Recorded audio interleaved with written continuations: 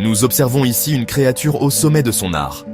Rocky Balboa, autrefois l'outsider inflexible des rues de Philadelphie, a gravi les échelons. Il est maintenant le champion du monde des poids lourds. Sa vie a été transformée. L'existence âpre d'un boxeur de club a laissé place à la gloire, la fortune et la chaude lueur de l'adoration publique. Il vit dans un grand manoir, son image orne les couvertures de magazines, et sa présence attire l'attention. Il ne se bat plus pour survivre, il défend un héritage. Ce nouvel environnement, si différent des dures réalités qui l'ont forgé, présente un ensemble unique de défis, souvent plus subtils et périlleux qu'un coup de poing à la mâchoire. Cette période de confort est, cependant, un écosystème fragile. Alors que Rocky se prélasse dans le succès de 10 défenses de titres consécutives, un nouveau prédateur émerge de l'ombre. Ce challenger n'est pas comme les adversaires de son passé. Il est plus jeune, plus fort et possédé par une faim féroce et indomptée. Son nom est James Clubber Lang. Il observe depuis la périphérie, son regard fixé sur le champion. Lang représente une force primale, une ambition brute que Rocky lui-même incarnait autrefois. Le champion, ramolli par le succès, semble presque inconscient de la menace qui approche.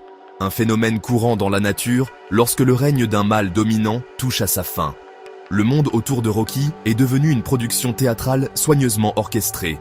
Ses combats sont des spectacles, ses adversaires triés sur le volet pour assurer la victoire et maintenir l'image commercialisable du champion.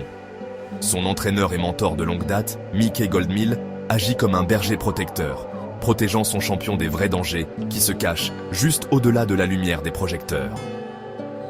Cette bulle protectrice, bien qu'intentionnée, a un effet néfaste. Elle isole Rocky de la lutte même qui lui a donné sa force. Il perd l'œil du tigre, cette pulsion essentielle et instinctive de se battre, de vaincre, de survivre contre vent et marée. Le décor est ainsi planté pour une confrontation dramatique, non seulement entre deux combattants, mais entre deux époques de la propre vie de Rocky. C'est le conte du titulaire confortable et du challenger affamé.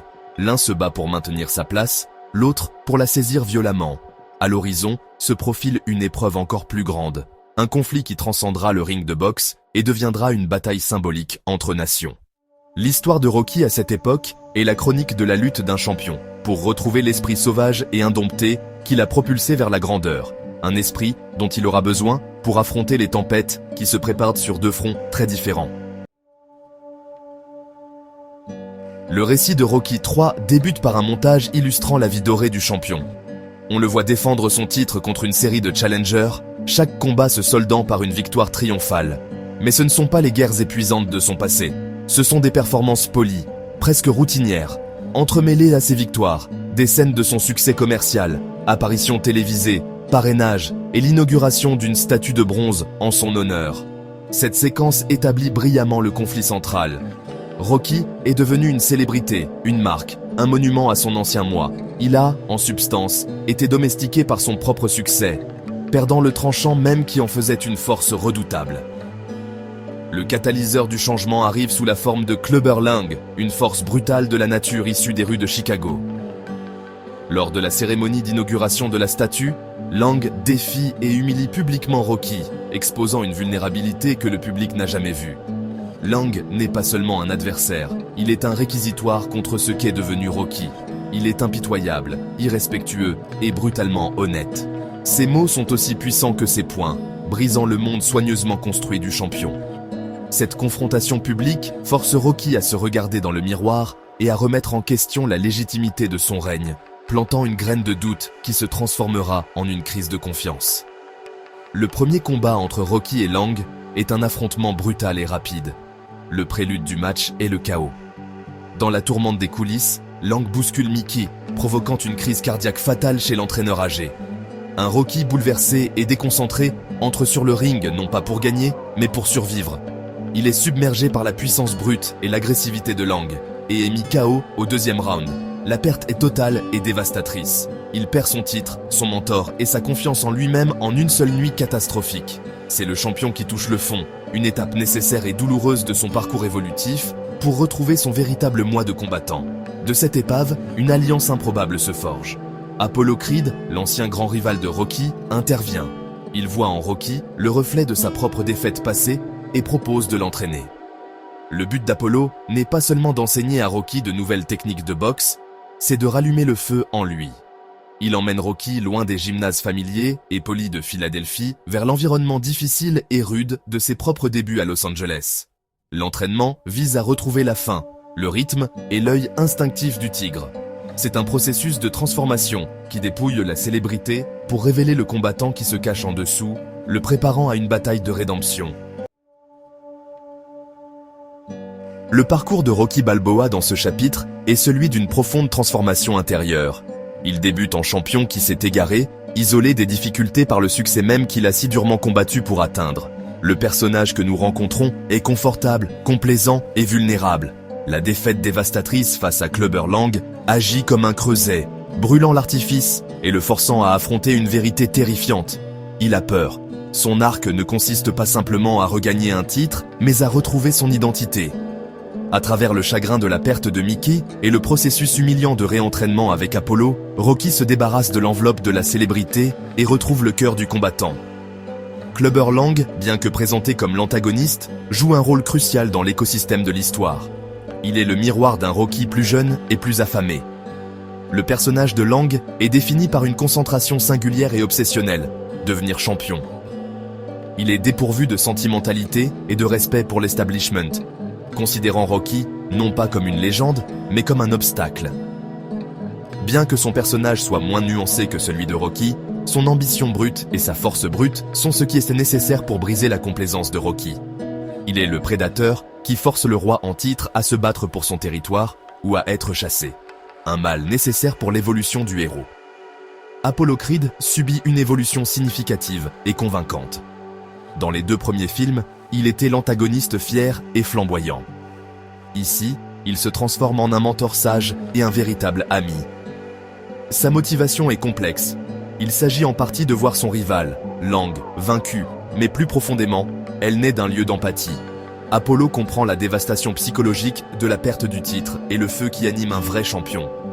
Il transmet non seulement son style de boxe, vitesse, agilité et rythme, mais aussi son esprit. Cette transition de rival à frère est l'un des développements de personnages les plus puissants de toute la série. Le rôle d'Adrian Balboa mûrit également de manière significative dans ce film. Elle n'est plus seulement l'épouse calme et solidaire, elle devient l'ancre émotionnelle et psychologique de Rocky. Lorsque Rocky est paralysé par la peur et le doute avant sa revanche avec Lang, c'est Adrian qui l'affronte sur la plage. Elle prononce un discours puissant et ancrant, lui rappelant qu'il n'a rien à prouver à personne d'autre qu'à lui-même. Elle lui donne la permission d'avoir peur, et ce faisant, lui donne la force de se battre, non pas pour la foule ou le titre, mais pour lui-même. L'arc de son personnage démontre une évolution d'un soutien passif à un partenaire actif et indispensable dans son parcours. Le récit de Rocky IV déplace le terrain de bataille d'une arène personnelle à une arène géopolitique. Le monde est en pleine guerre froide, et le film canalise magistralement cette tension dans le ring de boxe. L'histoire introduit une nouvelle force, apparemment invincible, venue de l'Union soviétique, Ivan Drago. Il n'est pas seulement un boxeur, il est un produit de la science et de la technologie de pointe, un symbole de la puissance et de l'ambition soviétique.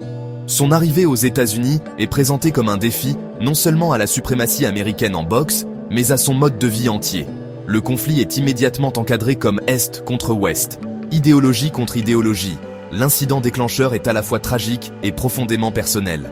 Un Apollo Creed retraité, poussé par la fierté patriotique et le désir de prouver qu'il est toujours pertinent, décide d'affronter Drago dans un match d'exhibition. L'événement est un pur spectacle, avec Apollo entrant sur le ring au son de « Living in America » de James Brown, une démonstration flamboyante de showmanship et de patriotisme. Cependant, l'atmosphère festive tourne rapidement au drame. Drago est une machine d'une puissance immense, et il ne montre aucune pitié. Il malmène brutalement Apollo, et le combat se termine tragiquement alors que l'ancien champion meurt sur le ring dans les bras de Rocky. La mort d'Apollo modifie fondamentalement les enjeux. Pour Rocky, il ne s'agit plus de politique ou de fierté nationale, c'est une quête de vengeance et de justice. Consumé par la culpabilité et le chagrin, il renonce à son titre de champion pour défier Drago sur son propre territoire à Moscou. Cette décision le met en porte-à-faux avec la commission de boxe et même avec sa propre femme, Adrian, qui craint de le perdre aussi. Le voyage en Union soviétique est un voyage au cœur du territoire de l'adversaire. l'isolant complètement des conforts et des systèmes de soutien de son foyer. Il est de nouveau l'ultime outsider. La préparation du combat met en lumière le contraste idéologique central du film.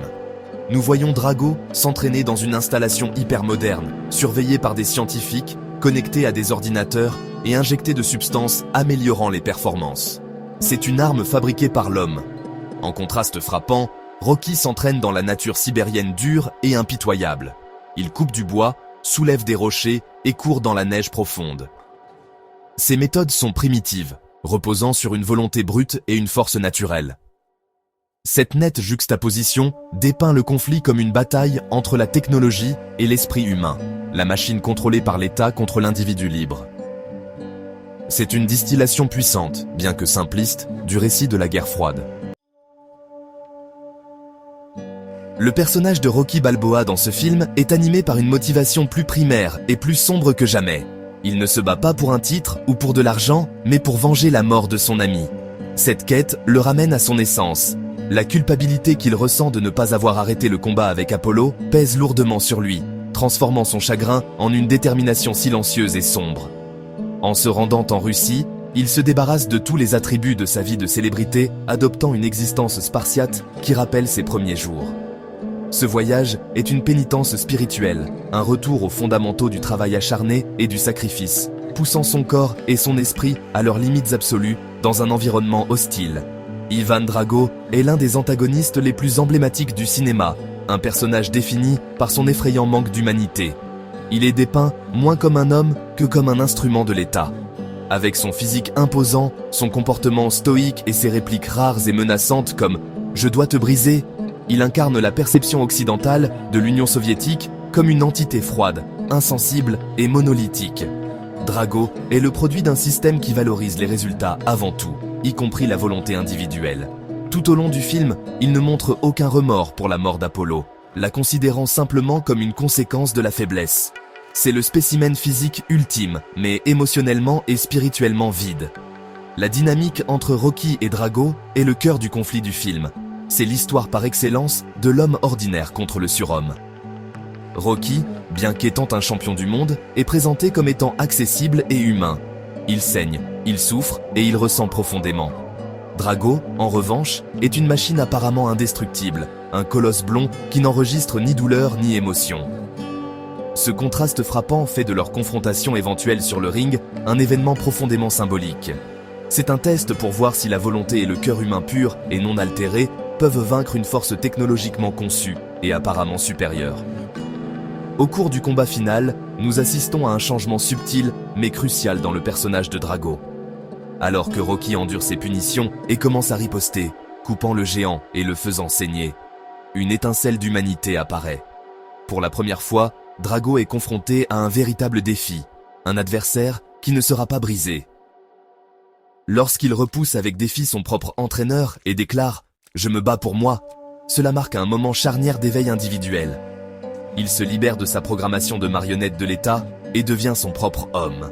En cela, Rocky ne bat pas seulement la machine, mais aussi, d'une certaine manière, libère l'homme qui s'y trouve. La série Rocky, en particulier les parties 3 et 4, a élevé le montage d'entraînement d'un simple raccourci cinématographique à une forme puissante de narration. Dans Rocky 3, nous voyons deux montages distincts qui servent de piliers au récit. Le premier, sur l'ère de Eye of the Tiger, parle de transformation et de la création d'un nouveau style de combat.